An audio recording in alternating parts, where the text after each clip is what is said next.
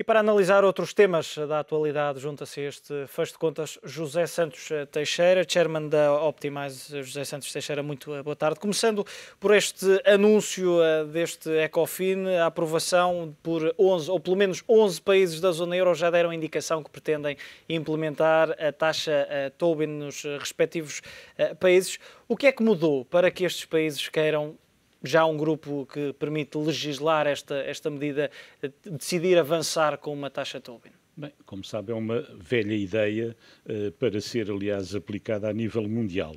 A Europa quer dar o exemplo e, portanto, desde há uns tempos que a França e a Alemanha tomaram a iniciativa de a propor e, na realidade, aquilo que eu penso é que hoje o ambiente é no sentido de não dar a impressão que o capital não faz algum sacrifício para melhorar a situação económica ou financeira do Estado, ou seja, diminuir o esforço fiscal dos particulares. E, portanto, esta taxa, que é fortemente contestada desde sempre pelos ingleses, que representam, é preciso não esquecer, 75% das transações financeiras e, portanto, são, digamos, os mais prejudicados em termos de concorrência com os mercados de Nova Iorque, Singapura e Hong Kong, essencialmente, onde se fazem uma grande parte das transações mundiais e, portanto, sempre se opuseram e a discussão entrou num certo impasse que finalmente parece estar resolvidos com a adesão progressiva de um certo número de países, entre os quais Portugal.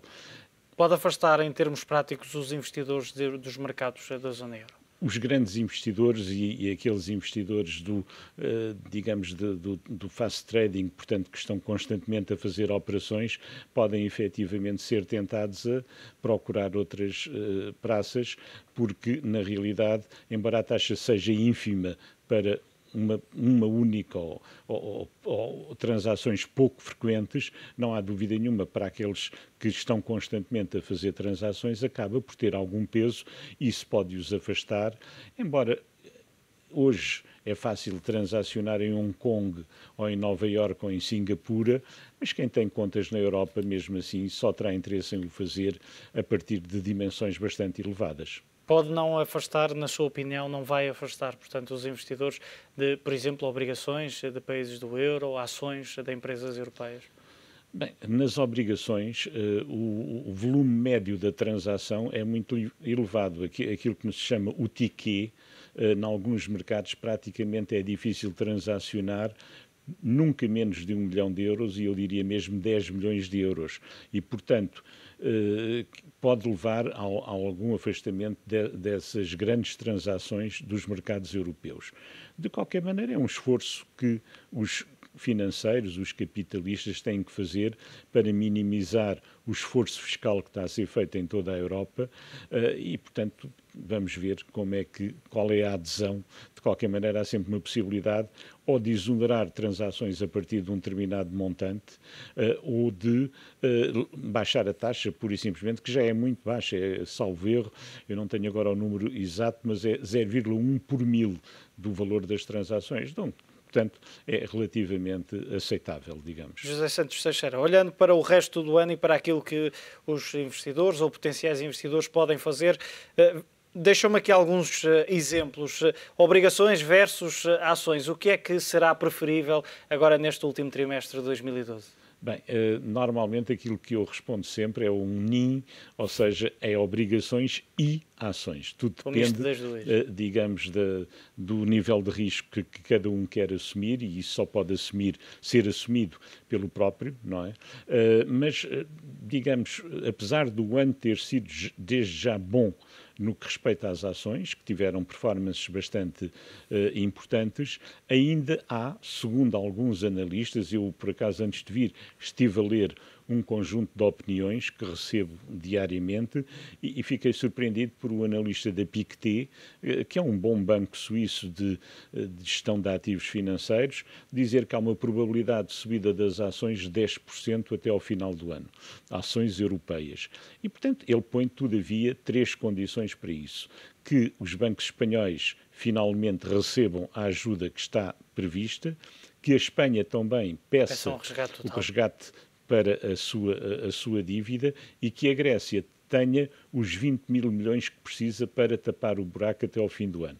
Bem, estas condições são um bocadinho exigentes, digamos assim, mas se forem verificadas, ele considera que efetivamente há possibilidade das ações subirem 10%, o que também é aceitável por outras razões.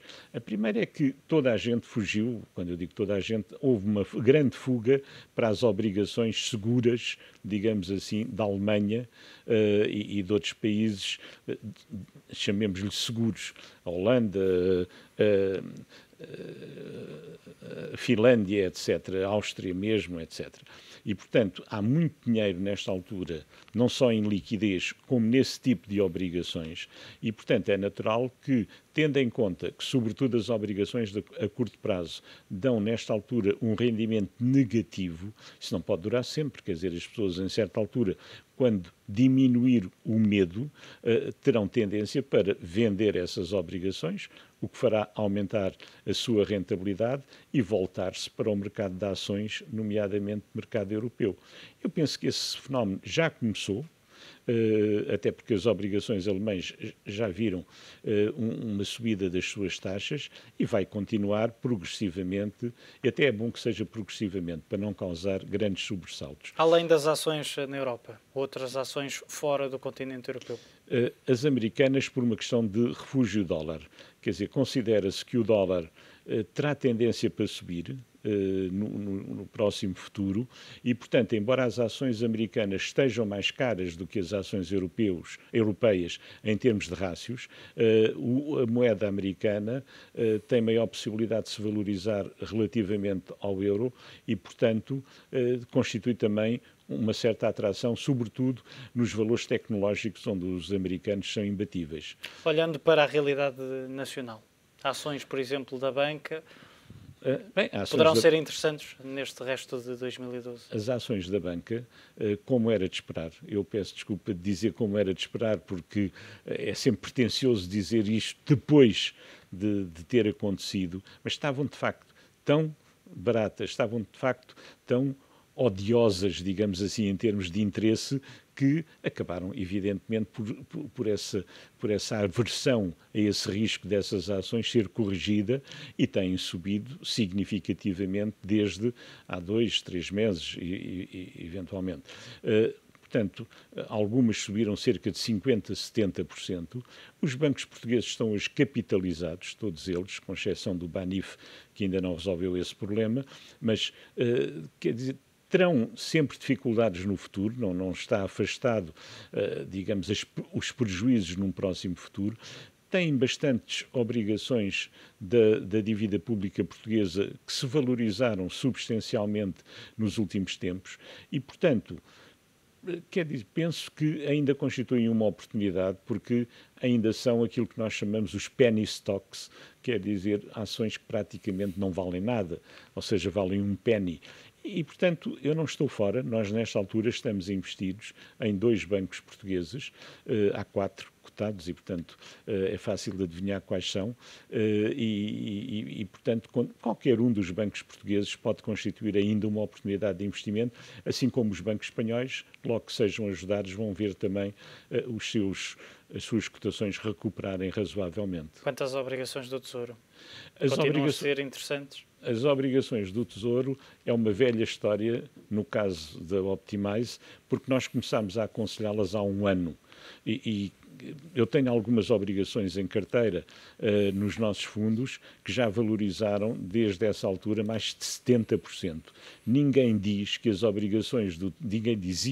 que as obrigações do Tesouro Português iam valorizar 50%, 60%, 70%. Mas essa foi a realidade.